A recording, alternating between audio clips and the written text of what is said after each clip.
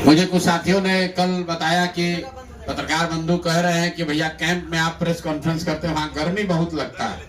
तो भैया कभी कभी आप लोग भी गर्मी का मजा लीजिए, ताकि बिहार की जनता किस परिस्थिति में रह रही है उसका एहसास आपको पहले से भी है, थोड़ा थोड़ा उसका अनुभव हम लोग को साथ में भी मिल के करना चाहिए। आप सबका इस गर्मी में आने के लिए स्वागत। और सबसे पहले दिल से अपने बड़े भाई आरसीपी सिंह साहब का इस व्यवस्था बदलाव के अभियान में जुड़ने के लिए, साथी बनने के लिए इनका हृदय से धन्यवाद कर रहा हूं, इनका आभार व्यक्त कर रहा हूं। अब आज से सबसे ज्यादा टीका टिप्पणी लोग करेंगे कि आरसीपी जी जन स्वराज में शामिल हुए, कि प्रशांत किशोर गए, कि कौन ऊपर था कौन नीचे था। मेरे भाई जितने लोग बिहार की राजनीति को कुछ वर्षों से देख समझ रहे हैं, 2015 में जिस महागठबंधन की चर्चा आज तक हो रही, जो केस स्टडी के तौर पर देखा जा रहा है, जिसके द्वारा मोदी जी और भाजपा का विजय रथ यहां 2015 में रोका गया था, उसमें लालू और नीतीश जी साथ में आए। उससे पहले आरसीपी और प्रशांत किशोर साथ में आए थे, तब वो व्यवस्था बनी थी।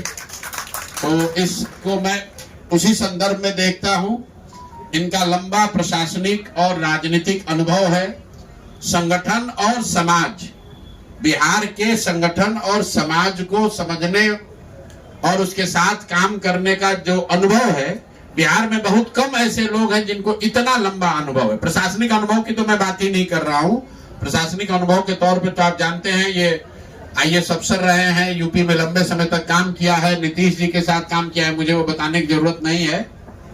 लेकिन मैं जो देखता हूं, मैं भी बिहार में हजारों नेताओं से, लोगों से मिला हूं। मैं समझता हूं कि बिहार के समाज के विभिन्न वर्गों की, बिहार की समस्याओं की और बिहार के राजनीतिक संगठन की, चाहे वो जदयू हो, भाजपा हो, किसी भी दल की, जितनी समझ आरसीपी साहब को है, वो बहुत कम लोग उस समझ को रखते हैं।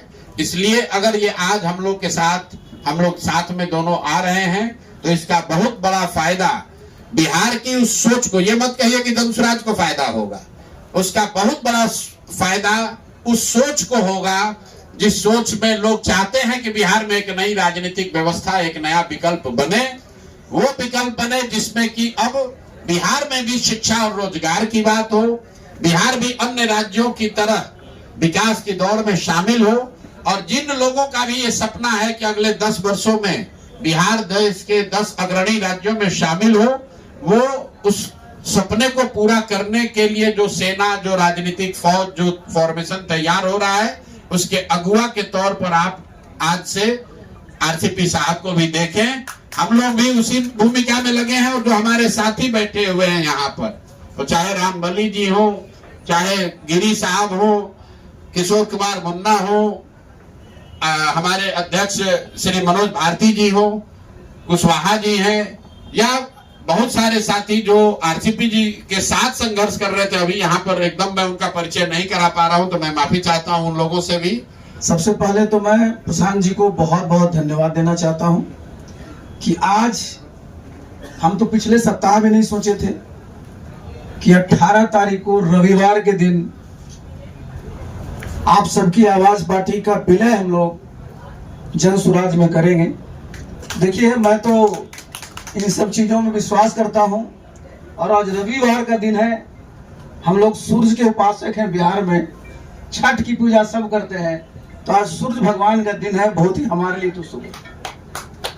ये तो नमस्कार, आप देख रहे हैं जन विचार एक्सप्रेस। आज पटना में आरसीपी सिंह अपने समर्थकों के साथ जन स्वराज पार्टी में शामिल हुए। अपनी जो आशा पार्टी है उसे जन स्वराज के साथ विलय किए। यानी कि एक तरह से हम कहें तो पीके के हुए आरसीपी।